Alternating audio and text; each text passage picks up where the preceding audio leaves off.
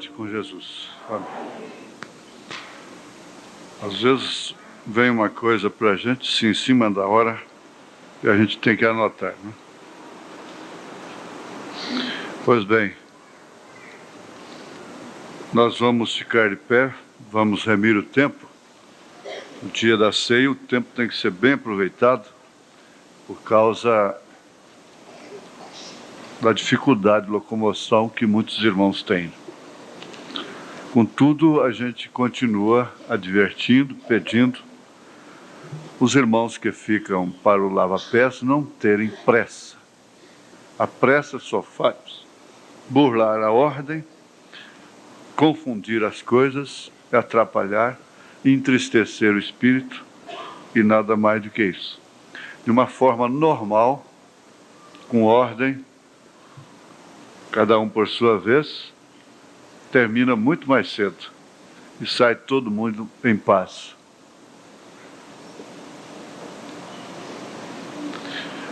São Mateus capítulo 7, verso 24 ao 29.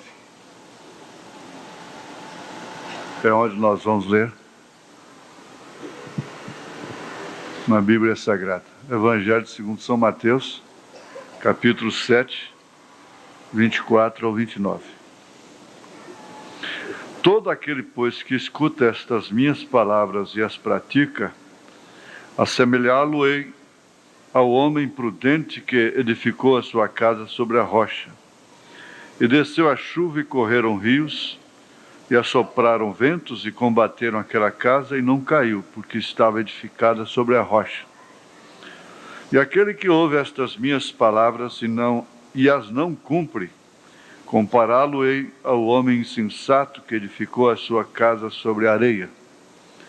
E desceu a chuva e correram rios, e assopraram ventos, e combateram aquela casa, e caiu, e foi grande a sua queda. E aconteceu que, concluindo Jesus este discurso, a multidão se admirou da sua doutrina, porquanto os ensinava como tendo autoridade e não como os escribas. Mais uma vez, ó Pai, nós oramos a Ti neste lugar, o que significa muito, muito mesmo. O significado talvez seja maior do que aquele que nós conhecemos. A dimensão é maior, muito maior, daquela que nós temos a noção. Tem muito significado orar na igreja. Levantar a mão sem ódio no santuário. Levantar a mão de perdão. Levantar a mão significando que está se humilhando diante do Senhor e diante mesmo das pessoas, dos irmãos, mais errados que sejam. Nós pedimos ao Senhor aceitar-nos nesta hora todo mundo ajoelhado aos pés uns dos outros, em espírito. Daqueles que nós achamos que nos ofenderam, e ao invés deles estarem ajoelhados nos nossos pés, nós é que estamos ajoelhados aos seus pés. Isso é muito profundo. Oxalá que toda a igreja se armasse dessa forma. Todas as irmãs e irmãos, quando tivesse às vezes até irado com a pessoa, se ajoelhasse a seus pés em espírito e pedisse graça e misericórdia por si mesmo e por aquela pessoa. Nesta hora nós fazemos isto. Em pensamento nós podemos ver muitas pessoas, as quais nós gostaríamos de abraçar, de perdoar, de pedir perdão, de gozar da comunhão. Mas o Senhor sabe melhor todas as coisas. Muitas delas já partiram, estão na glória, talvez. Então, são coisas que nós temos que deixar diante do trono da graça. São mães, pais, mesmo irmãs e irmãos. Nós te suplicamos, ó Deus, que Tu venhas nos conceder esta graça de nos encontrarmos humilhados e humildes, em nome de Jesus Cristo, porque só assim nós alcançaremos perdão dos nossos pecados. Amém, Senhor. Assentai-vos, Senhor.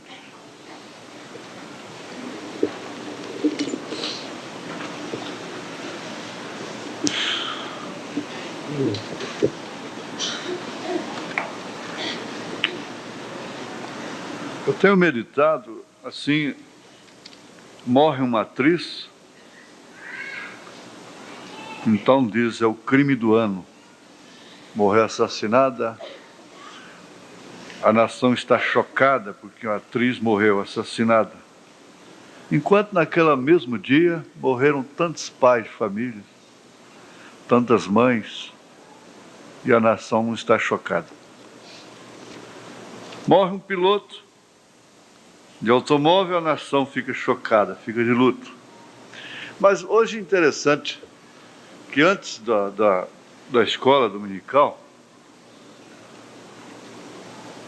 uma pessoa, um irmão me chamou no telefone e eu atendi. Ele disse, olha, a minha esposa faleceu.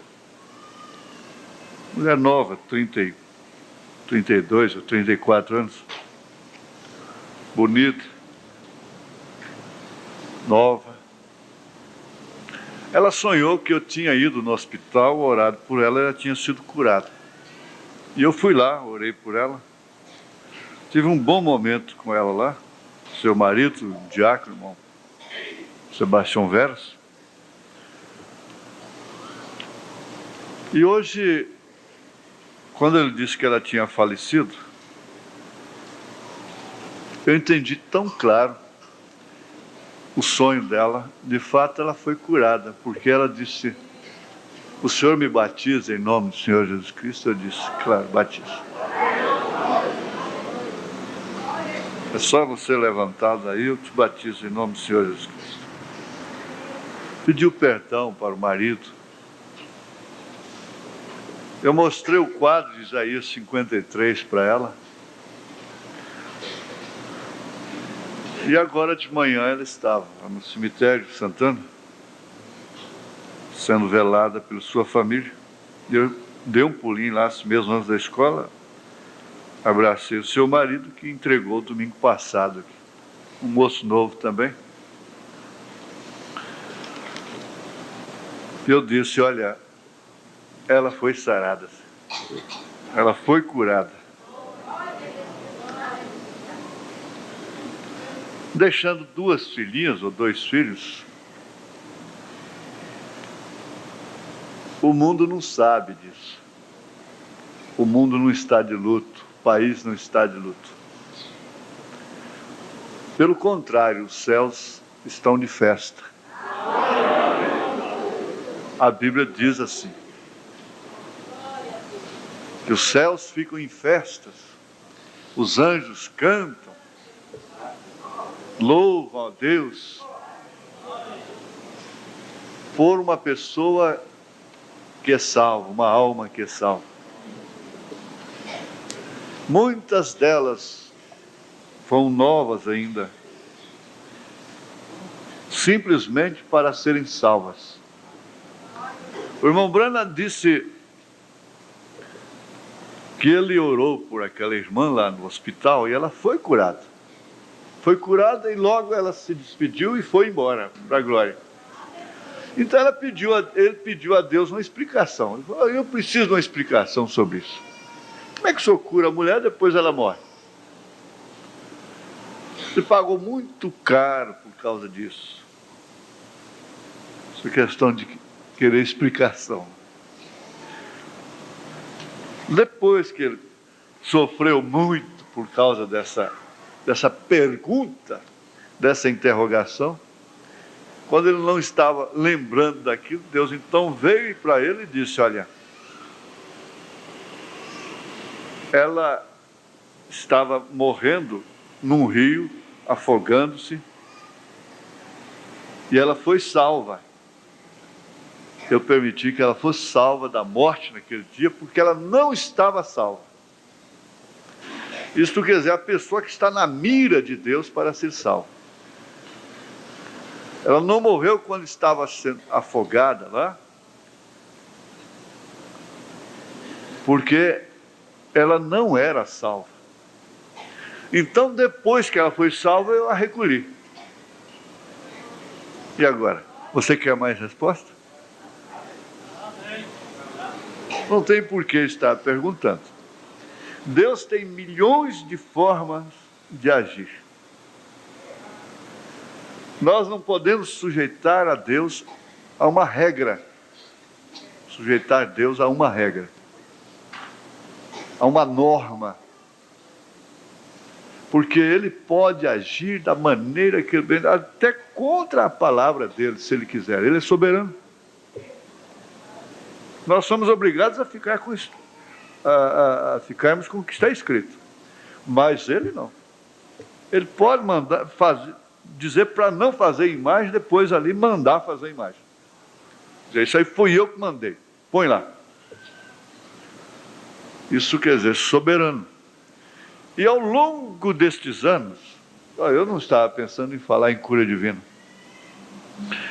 Ao longo desses anos eu tenho visto pessoas ser curadas, e são pessoas ímpias. Elas não estão nem no plano da salvação. E foram curadas e são curadas. Enquanto pessoas fiéis, santas, sofrem uma doença e por muitos anos, quando não morrem, novas.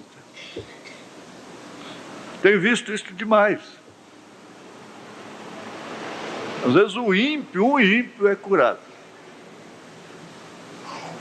A gente não faz mais aquela lista de testemunhos, de coisa. Mas sabe-se de moça da alta sociedade de Goiânia, filha de médico. Foi levada a roupa dela, trazida no tabernáculo. Ela foi curada depois de voltar de São Paulo, desenganada, com câncer. Ela foi curada misteriosamente para continuar sua vida no mundo. Quem sabe, né? Ela vai ficar velha e vai alcançar a salvação. O filho de um médico também, um garoto, voltou desenganado, parece que até do exterior. Foi curado poderosamente para continuar, crescer e continuar lá no seu mundo. Então, Deus é quem faz isso. Nós não temos que ditar nada para Deus. Simplesmente nós temos que nos colocar à sua disposição e em tudo darmos graças. Almoçamos com o irmão José Quirino, lá em Brasília, lá em Taguatinga, pioneiro da obra lá em Brasília. E ele estava dizendo uma coisa: olha, eu estava ouvindo uma fita do senhor, ou foi uma mensagem no rádio, não me lembro, e o senhor disse que há coisas que acontecem na vida da gente que a gente não entende, mas aquilo é para o bem. E na hora a gente não entende, acha que foi um grande mal que aconteceu. Então ele, contando assim, disse que sua esposa subiu é o que tem que ter muito cuidado, subir em banquinho, em tamborete, em coisa, para botar água no xaxi, aquela coisa, subir no vaso do banheiro. Isso tem dado acidentes terríveis. E ela subiu ali, caiu, bateu o braço, quebrou, bem aqui. Um acidente desagradável, claro, muito desagradável. Me parece, não, ela deve estar conosco aqui hoje. E o certo é que ela foi levada para o médico. Quando o médico foi examinar, ele disse: olha, a salvação da sua mulher foi ter quebrado o braço. Porque ela está com o princípio de porose. Porose que fala? É porose? Hã? Osso poroso. É. E se ela não tivesse quebrado o braço, quando você descobrisse, já era tarde. Já era tarde, você não ia descobrir. Aí então veio a mensagem para ele na hora, ele lembrou. Ele lembrou. Ele guarda muitas mensagens, tanto que quando eles ligaram a antena que eu estaria com eles lembraram de uma fita. Eu falando aqui numa escola dominical de arroz com caldo de frango, aquele franguinho de caldo amarelo, e disse que eles estavam ouvindo a fita, estavam muito longe, estavam com fome demais o dia que eles ouviram a fita. E eu falei na escola dominical, nem não é hora de falar isso, porque muita gente fica com a boca cheia d'água, né? E eles ouvindo a fita e com fome. E essa fita é sinal que a família guarda muito o que ouve, né? Resultado, comi um arrozinho com caldinho de frango amarelo de açafrão, mas daqueles que só a mamãe sabia fazer. É bom guardar as fitas, né? As mensagens, né? Mas, irmãos, Deus sabe o porquê disto. Eu quero falar ligeiramente, eu tenho 30 minutos para isso, sobre signos versus novo nascimento. Agora, quando se fala de signo, a primeira coisa que se pensa é em casamento. Porque é uma vida a dois, ela é de um signo, ele é de outro, e tem que saber se os signos combinam ou não. A primeira coisa. Mas acontece o seguinte, antecipando, para que ninguém se precipite, o signo não tem influência somente para a vida conjugal. Na vida conjugal. Tem influência nas empresas, no trabalho coletivo. Tem influência na lavoura, para plantar, tem influência de todas as maneiras, inclusive na salvação. Porque há naturezas que não vão ser salvas. Não tem como ser salvas. Não se precipite. Fique aí. Tem aquela pessoa do signo que é manso, que é cordeiro, que é humilde, de coração. Tudo indica que ela já está salva, né? Mas vocês devem lembrar da fita do programa nessa semana, onde se você já nasceu manso, humilde, glória a Deus por isso. Mas isso não quer dizer que você nasceu de novo. Nós vamos ver assim. Antes, porém, eu quero dizer ainda alguma coisa mais objetiva sobre a comunhão. É se um irmão, que é seu amigo, sua amiga, uma irmã particular, sai da comunhão de uma forma rebelde, e você mantém aquela amizade, você vai sair da comunhão também mais cedo ou mais tarde. Alguns deles eu avisei pessoalmente: ou você continua com fulano, daqui a uns tempos você não está... ele não blasfema contra a mensagem, não mexe com a vida de ninguém, está fora da comunhão.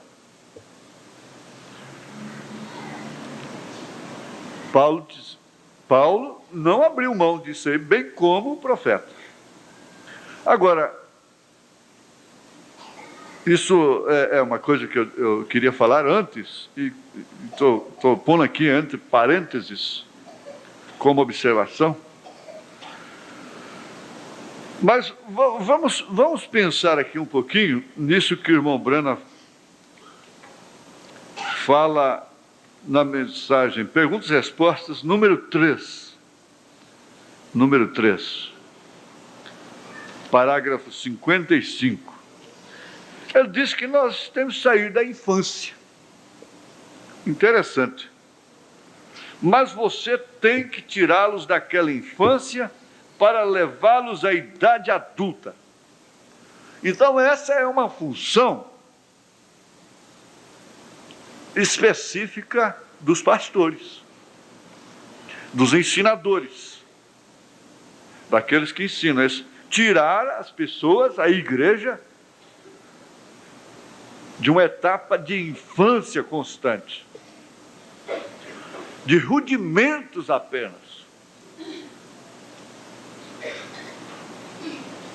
mas para uma idade de adulto. Se uma criança nasce e bonitinha, e corre para lá, e corre para cá, e corre para lá, e corre para cá, e dorme bem, come bem, e mamãe e papai, mas não passa daquilo, passa 1 ano, 2, 3, 4, 5, 6, 7, 10 anos, está o pichotinho correndo, criancinha, toda a vida. Ele pode ter quanta saúde, o quanto tiver, tem algo de errado nele. Aqueles pais não vão ser felizes, porque ele não cresceu. Ele tem que ter um crescimento. Inclusive, a criança normal, você pega ela, há casos que depois pode sofrer uma alteração, mas de uma forma normal. Aos 2 anos de idade, você mede a criança, multiplica por 2, vai ser a estatura do seu filho, da sua filha. Se der 80 centímetros, com 2 anos de idade, ele vai ter 1,60 m. Ela vai ter 1,60 m. Se der só 60, pode saber, ela vai ser uma baixinha de 1,20 m. Isso, toda regra tem exceção, pode acontecer alterações, não é? Mas o que tem a ver uma coisa com a outra é que tem que sair da idade de criança, de infância, para a idade de adulto, crescer, desenvolver, até mesmo se civilizar. Porque, num sentido, nós temos que acompanhar a evolução. O profeta disse: eu podia ir para casa a pé, mas Deus me deu um automóvel. Por que eu vou de bicicleta?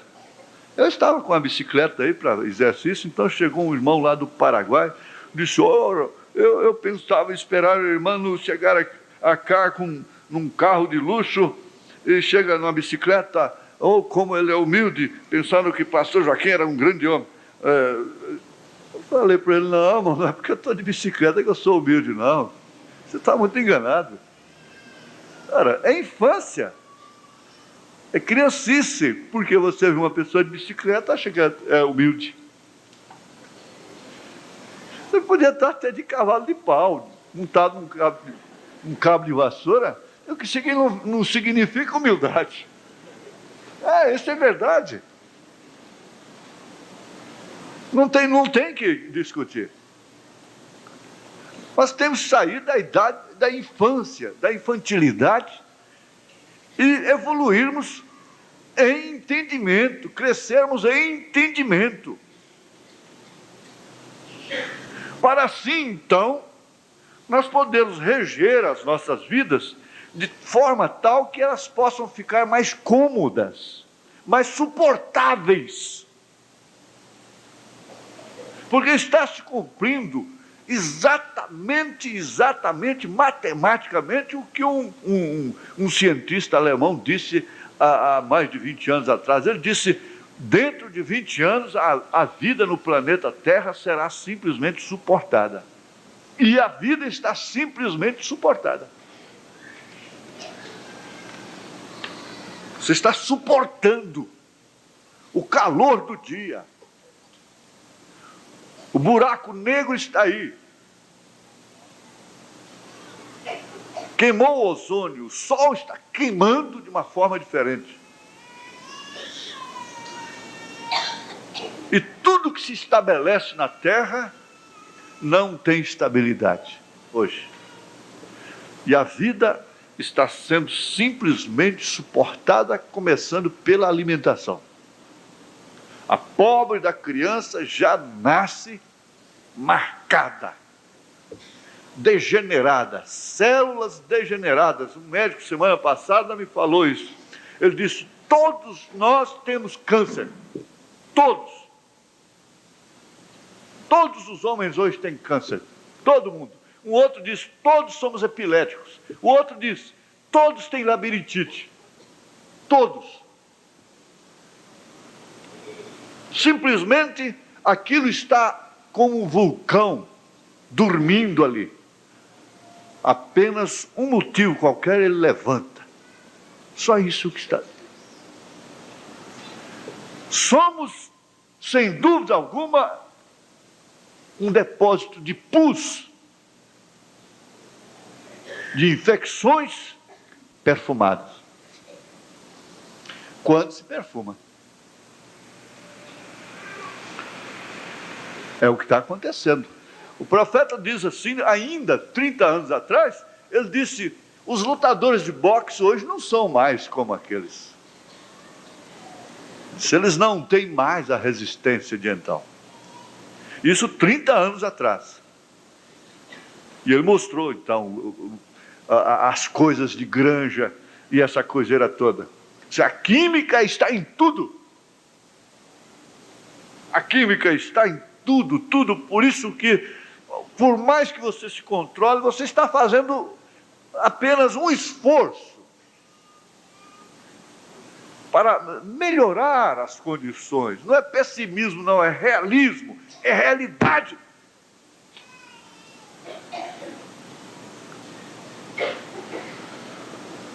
E isso empobrece também, é claro, empobrece de um modo geral a capacidade de raciocínio, de juízo, de maturidade, de equilíbrio emocional.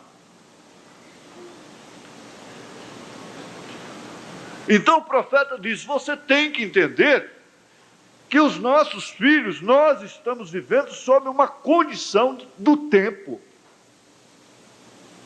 Uma condição terrível. Nós estamos vivendo a pior era que já existiu em todos os séculos, desde que o mundo é mundo.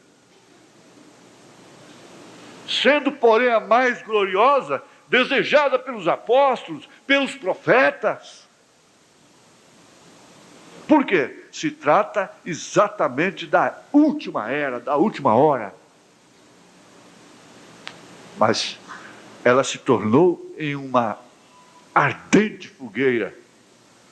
A sétima era é uma fogueira 7 vezes mais aquecida. Por que isso está lá prefigurado lá em Babilônia com Sadraque, Misaque e Abednego? 7 vezes mais aquecida. Ela reúne todos os males de todas as eras. Então o que nós temos que olhar uns para os outros é como o profeta disse. Ela está enfrentando uma condição do tempo, como eu também estou. A minha filha está enfrentando a condição de um tempo horrível, como também a filha da outra. Não é só a sua, não. Nós vimos a mãe daqueles assassinos, daqueles facínoras, naquele filme do Joel, chorando só pelo seu filho, mas ela não chorou uma lágrima pelo que seu filho fez, matando pai, mãe e filha, violentando a mocinha tão pura, tão limpa. Ela não derramou uma lágrima. Então, se todos nós entendermos que nós estamos dentro do mesmo barco, e que ninguém pode botar o dedo em ninguém,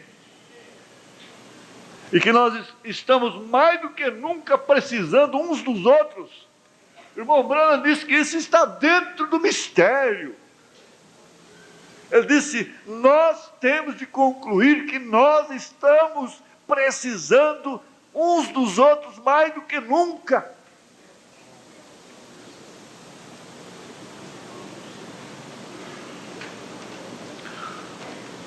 Se eu passar um pouco, vocês me perdoem, mas a gente percebe quando o Espírito toma a coisa e tira a gente do esboço, e o que a gente vai fazer. Mas aqui, nessa mensagem mesmo, a partir do parágrafo 60, ele diz: a primeira coisa, eu fui aquela pessoa e descobri a sua terra natal, o que tem muito a ver com a sua terra natal. Me permite um testemunho próprio. Meu pai morreu, assentou-se na cama para dormir, para deitar, e caiu, morrendo. Minha irmã, que estava com 3 anos, puxando pela mão: levanta, papai Caquinha, levanta, papai Caquinha. Ele chamava Joaquim Gonçalves Silva. Minha mãe tentou botar água na boca dele, não conseguiu, mas morto. Está bem. Eu estava com 60 dias apenas no ventre dela. Mas começou a coisa, dali começou a coisa. Esse é o testemunho, você tem o seu. Você tem o seu mistério. Então começou ali a coisa. E eu cresceria um homem muito local, muito atado à mãe. A razão? Lógica, porque eu não gosto de viagem. E que viria contribuir, como Deus me mostrou naquela visão, aquela grande torre aqui em Goiânia, com 4 pétalas, jogando luz para os 4 cantos da nação, para os 4 pontos cardeais. Agora, ele não mostrou, isso não foi depois que aconteceu, foi antes de acontecer. Isso já aconteceu, já está cumprido, não é verdade? Mas então tem muito a ver, por essa cidade estar aqui no oeste, no centro-oeste. Tem muito a ver até com aquele localzinho ali, que eu não gosto nem de olhar para aquele lado. Então a primeira coisa, eu fui aquela pessoa e descobri a sua terra natal. E soube que signo ela nasceu. E pude dizer o que foi o seu nascimento. De que maneira isto foi colocado em sua natureza natural, estabelecido em certa linha. Então, quando elas... Eu quero parar aqui. Vamos para o 90. Vamos para o parágrafo 90. Estou lendo perguntas e respostas número 3.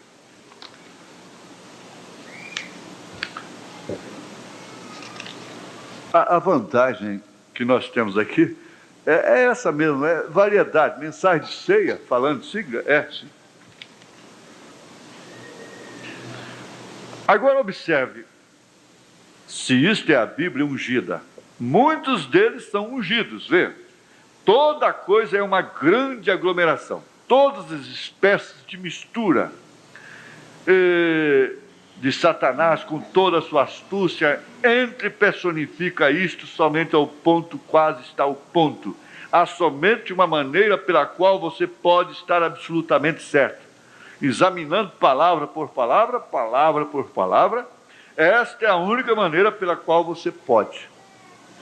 Mas para mim, uma pessoa, William Branham, ou qualquer outro homem ou mulher, para ser o Senhor Jesus Cristo, nosso Salvador, isto é um erro, mas para ser ungido com o seu Espírito, qual traz a sua própria pessoa, da sua vida, para você.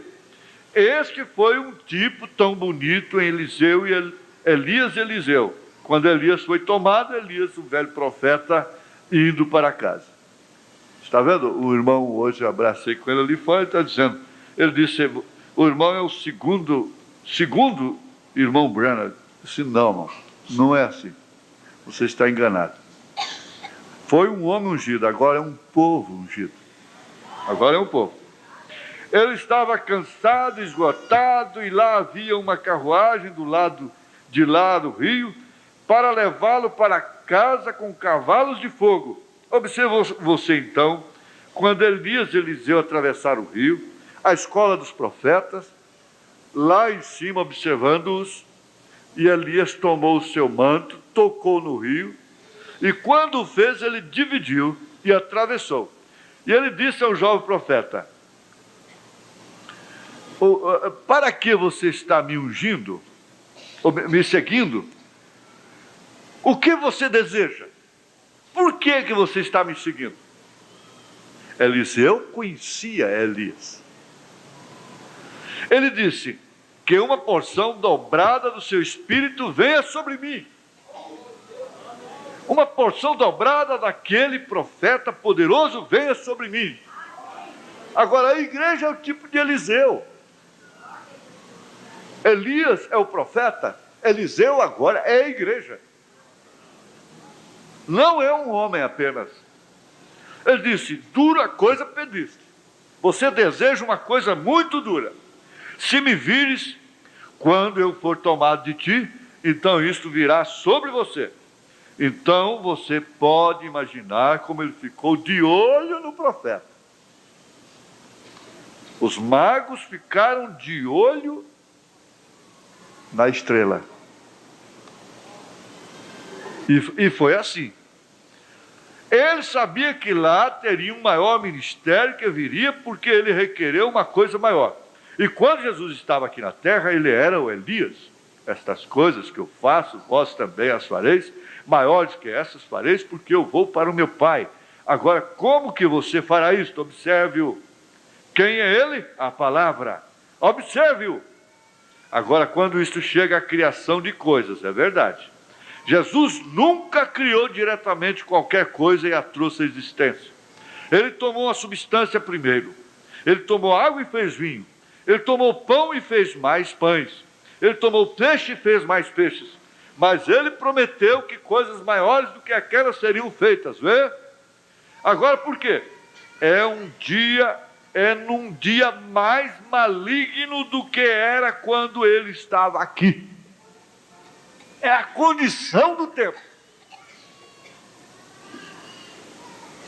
As mulheres no tempo do apóstolo Paulo tinham muito mais suporte, muito mais amparo, nem se compara. Para começar, aquelas menininhas não tinham que sujeitar uma escola na condição da nossa. Só isso chega, não precisa falar mais nada. Elas não tinham que assistir esses espetáculos aí na rua. Isso continua sendo ele, mas usando o seu tabernáculo. Por quê?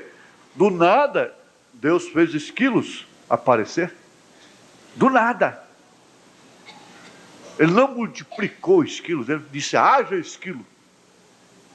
Foi um poder maior para uma era mais maligna, mais pior. E esta pessoa que está em você, que é o seu nascimento, você é John Doe, você nasceu um certo mês, e você nasceu sob um certo astro, você nasceu sob uma certa coisa, e aquilo tem algo a ver com você. Não adianta, tem que haver sim.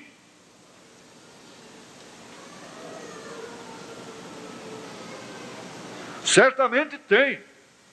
Eu sei que o papai costumava dizer: eu não posso plantar essas batatas nesta época porque a lua não está boa. Batata, raízes se planta o quê? Minguante, né? Mandioca, minguante. Se você planta ela minguante, você vai ter menos árvore e mais raiz. Se você planta na nova, em outra lua, você vai ter aquele mandiocal lindo, bonito, muita madeira, muita árvore e pouca raiz. Deus sabe exatamente na era em que Ele plantou o seu povo, sob qual circunstância Ele tem semeado essa semente. Não tenha dúvida. Você não pode plantar essas batatas, Billy, seu pai falava com ele. Eu dizia: eu não estou plantando na lua, papai. Eu as estou plantando no chão, é na terra, não é lá em cima, não. Então ele dizia, está bem convencido, vai em frente, você é cabeçudo mesmo. Você tem que ter uns galos na cabeça para aprender alguma coisa. Isso quer dizer, você tem que aprender para sair da infância, você tem que apanhar para poder aprender. Esse bebezinho bonitinho, olha, choque. Mamãe está avisando isso aí, dá choque. Um dia que ele meteu o dedinho lá na tomada, que ele vai saber o que é choque. Aí ele vai saber. Ou mais cedo ou mais tarde, um dia ele mete o canivete no soquete lá, alguma coisa assim. Né? Você vai ter que ter galos na cabeça para aprender alguma coisa? Isso que sua mãe te ensina não resolve para você. Não resolve, não é? A mamãe é quadrada. Isso aí já era, mamãe. Já era? Está bem, espera mais um pouco. Você vai ver se já era. Vou lhes dizer, pegue uma tábua e coloque-a lá fora, em cima da grama, na sombra da lua, e observe o que acontece. Aquela grama logo morrerá. Coloque na luz da lua, você pode deixá-la lá por uma semana. Isto não afetará nenhum pouquinho. Mas põe na sombra dela.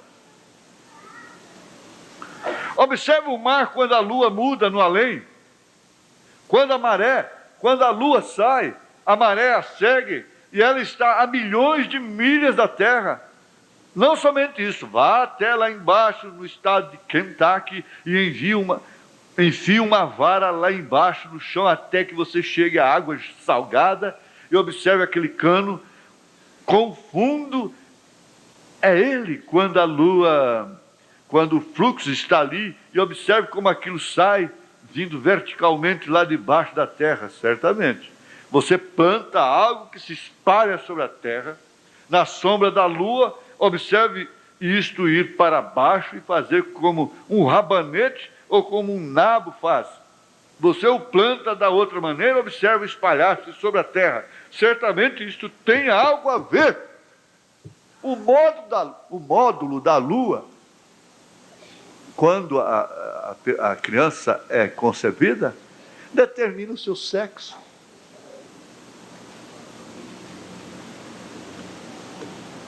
Nós não temos observatórios para tudo isso. Mas aquilo é um aparelho, é tudo em harmonia funcionando. O zodíaco é uma Bíblia. Isso está funcionando dia e noite, isso está tendo influência sobre as pessoas, sobre sua filha, sobre seu filho.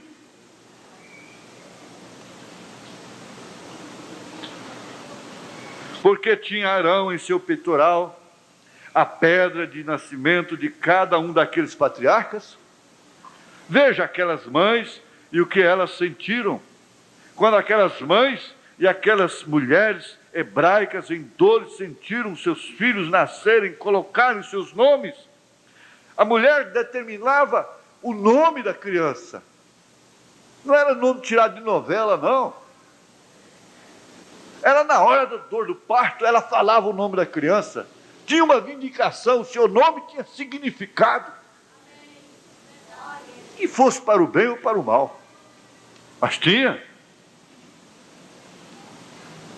Quando aquelas mães hebraicas, em dores, sentiram seus filhos nascerem, colocaram seus nomes, disse os seus nascimentos, e os colocaram em sua pátria, isto os estabeleceu para a eternidade. Num desses dias, quando eu vier a permanecer um pouco mais de tempo, eu desejo tomar aquele assunto.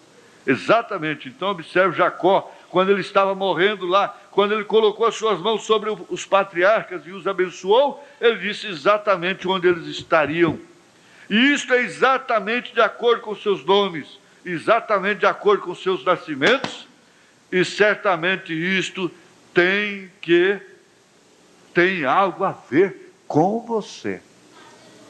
Então nós vamos sair de uma certa infância e encararmos a realidade de que nós estamos vivendo sob uma circunstância natural que parte, inclusive, até mesmo do nosso nascimento.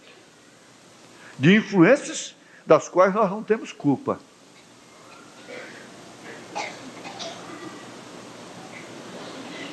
E quase todos casamentos que não são programados dessa forma vão ser casamentos neuróticos. Sem dúvida alguma, nós já estudamos isso.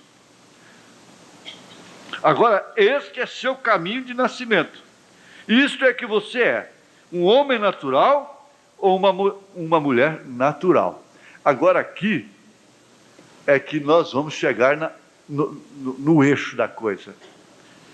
É onde vai determinar o assunto agora. Bom, você vai ter 3 coisas. Veja. Você vai ter 3 coisas. Você vai ter separação. Você vai ter uma vida suportada, sofrida no casamento.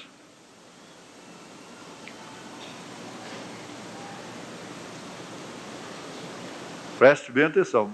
Se você tem que entender o natural disto. Que entre muitas coisas que contribuem para uma vida suportada, vamos dizer, no casamento, entre muitos outros detalhes, está o signo. Não precisamos ter medo disso. Ah, bom, então eu já descobri que a minha mulher não combina comigo mesmo, então meu marido não combina comigo, eu vou separar dele mesmo, mais cedo ou mais tarde. Não, não é assim. Espera aí. Nós vamos chegar lá. É simplesmente para você entender que existe essa condição.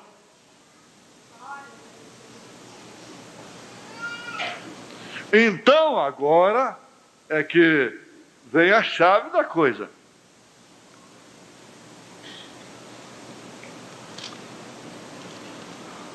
Este é o seu caminho de nascimento. Isto é que você é. Um homem natural ou uma mulher natural.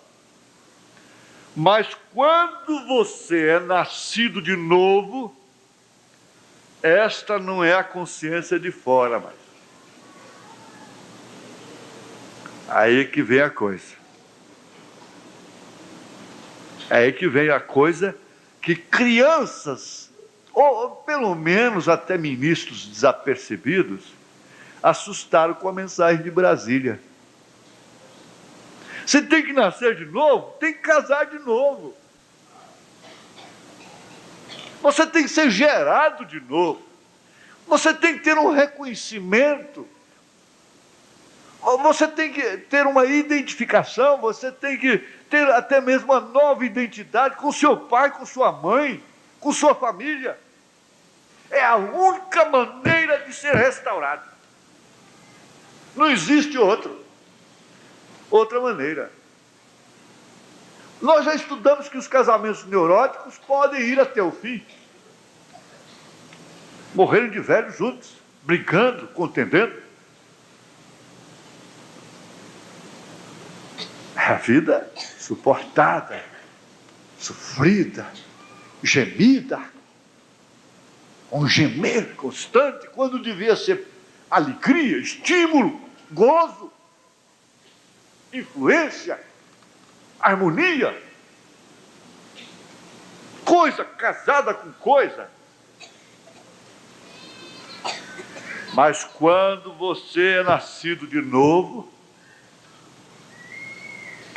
se você ora bastante, Deus vai te ajudar até nesse fator do signo. Você não tem que estar buscando horóscopo, não tem que fazer isso. Você tem que buscar a palavra. Ele disse, todo tanto que você orar é pouco. Nós aprendemos aqui, tem que existir atração biológica. Aqueles 6 fatores, fidelidade, coisa e tal, etc., tem que existir. E sobre tudo isto aqui, uma moça que é nascida de novo, não tem como ela casar-se com um homem que não é nascido de novo. Não tem. Não tem como ela ser enganada. Um rapaz que é nascido de novo, na expressão da palavra, do real e verdadeiro batismo do Espírito Santo, não tem como ele casar com uma moça que não seja batizada com o Espírito Santo. Por quê? Para se casar, eles vão ter que ter comunhão de espírito. E logo ela vai entender: meu espírito não combina com esse rapaz. Meu espírito não combina com o espírito dela. Então não tem jeito.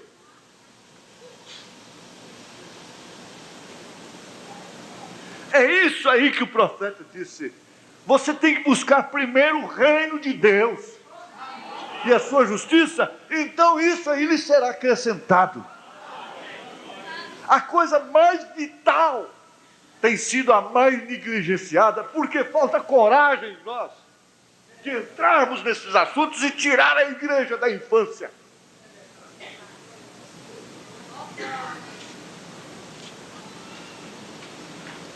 Então nós queremos sermão e gritar o povo, gritar e xingar as mulheres e coisa. Tudo bem. Isso faz parte do cardápio. Mas não é tudo. Não é o vital. A excelência da coisa está aí. Isso aqui não é lógica, não. Para os que já são casados, que Deus os cubra com a sua misericórdia. Mas vocês que ainda vão se casar, tem tudo para entrar por isso aí. É tão fácil, você sabe que ele não é nascido de novo. O profeta diz: não gasta muito tempo para você saber que aquela pessoa não é nascida de novo, sendo que você tem um novo nascimento. Se você não tem, você será enganado. É fácil. Não tem que ser profeta maior para saber se uma pessoa tem ou não o Espírito Santo.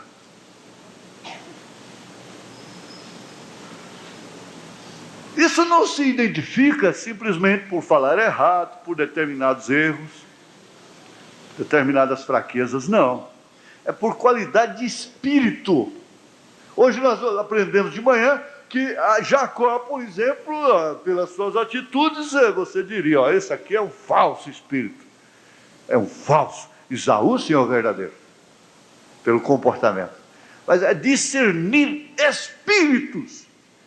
Quem discerne espírito é somente espírito. Só o Espírito Santo. E se você fizer uma análise agora, você vai entender. Ele te deu um sinal, ele mostrou muitas vezes para você quem era ela.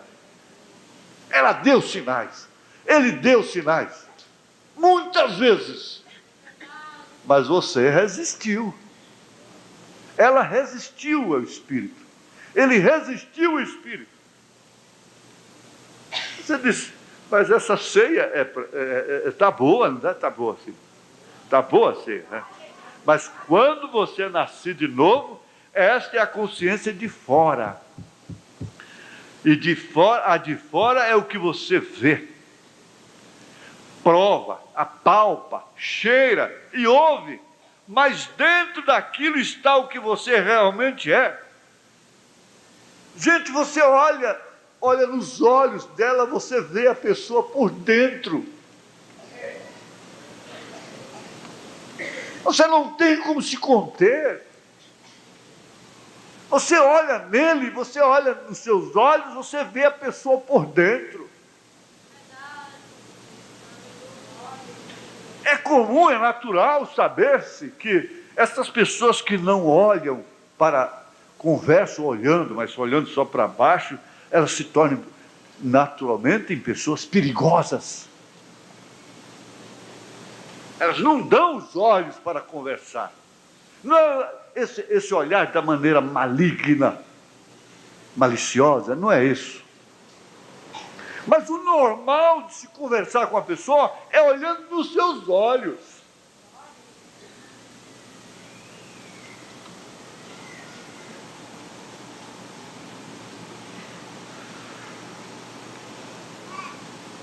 Dentro daquilo está o que você é realmente.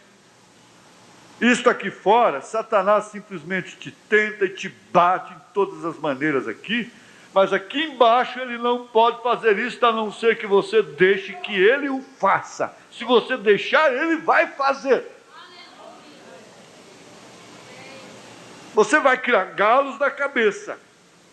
Isso não quer dizer que você não tenha o Espírito. Mas você vai sofrer. Pois aqui você tem tido fé, e fé não vem da consciência de fora, suas razões, mas na fé não há nenhuma razão. Você tem tido isto de Deus, e você sabe que isto está lá. Na fé não cabe razão. Ele disse, o médico disse para você, você vai morrer. Isso é câncer.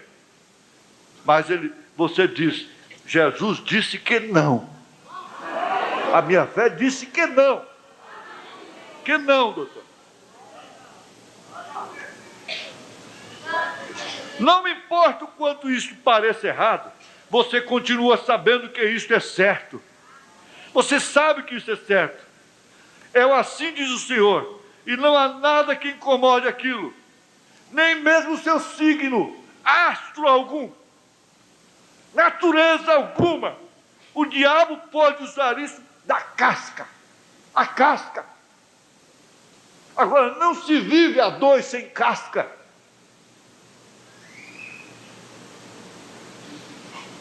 E Jesus sabia que ele não podia viver com a igreja nessa condição, nessa dimensão, sem conviver com a casca dela. Por isso que ele não nos trata como nós tratamos uns aos outros. Por isso que ele ainda disse, eu te amo. Essa expressão é a expressão mais profunda que existe no vocabulário de todas as línguas. Não eu te amo de cinema. Mas quando essa voz sai lá de dentro, isso tem uma finalidade eterna. E ele disse para ela, eu te amo. Eu te amo. Aí Paulo disse, e ele se entregou a si mesmo por ela. Conhecendo o seu signo, conhecendo que era de Capricórnio, de Leão, de Virgem, de Câncer, de Barata, seja do que for, ele disse, eu te amo. E eu morro por causa de você. Eu dou a minha vida por causa de você.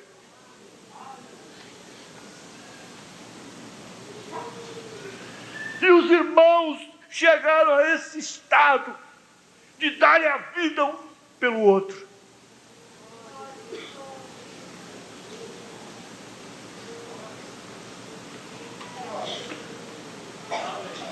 Nada pode incomodar aquilo que está lá dentro de você. Quando aquilo é amor, é amor. Quando aquilo é fé, é fé. Quando aquilo é paciência, é paciência. Quando aquilo é piedade, é piedade. Quando aquilo é temperança, é temperança. Nada pode incomodar aquilo. Está movendo-se diretamente. Dificuldade não significa nada para com isto. Passando diretamente através dela. Pois isto é a palavra. E a palavra é a espada. E a palavra corta. E o amor vence. E o amor segue em frente. E o amor vai indo, vai indo, vai indo, vai indo. E a fé dizendo, eu estou aqui. Eu estou aqui. A espada corta ela mesma, livrando de tudo mais. Vê você? Isso toma a mão da fé para segurar esta palavra e dizer, não, não, não, Satanás. Por aqui você não passa.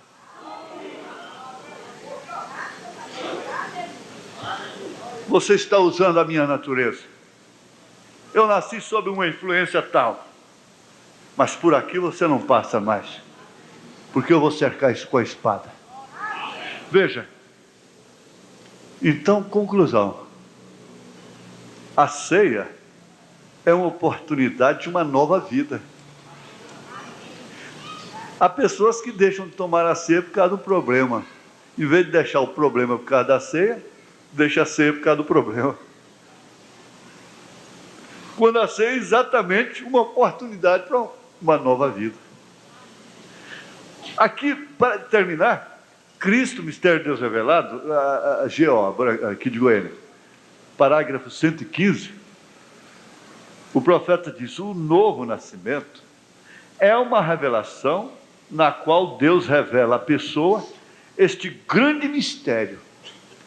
Esse é o novo nascimento.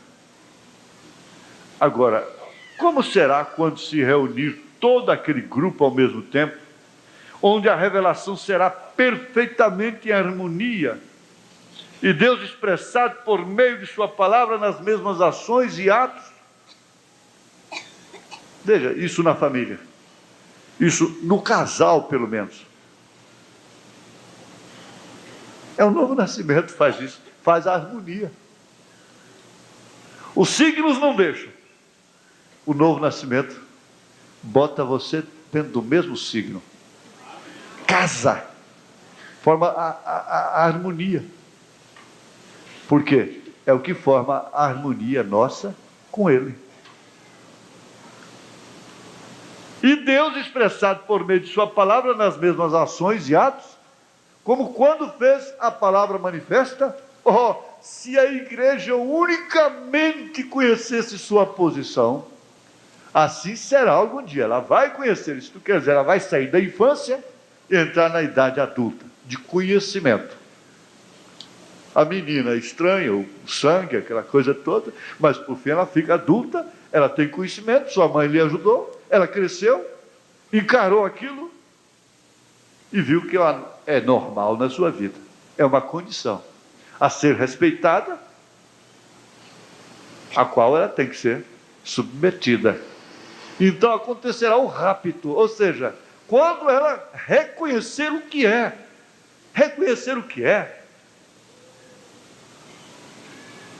não é somente reconhecer que é uma super igreja.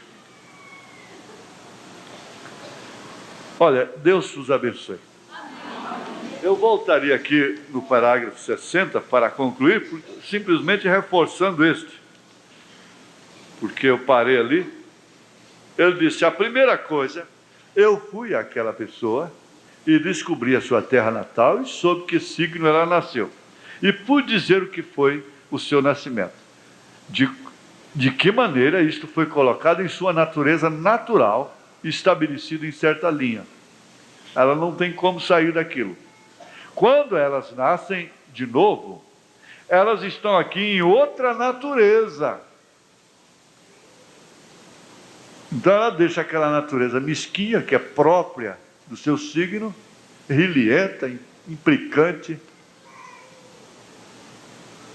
rabugenta, ciumenta, aquela coiseira toda faladeira.